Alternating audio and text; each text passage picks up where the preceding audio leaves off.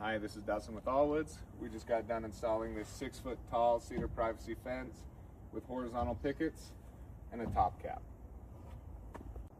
This project here was about 450 linear feet.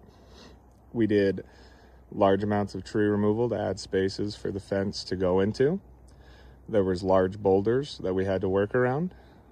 There was 3 gates installed, all custom built on site. This is one of the gates we built on site.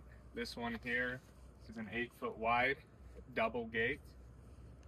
So both sides of this gate open and close.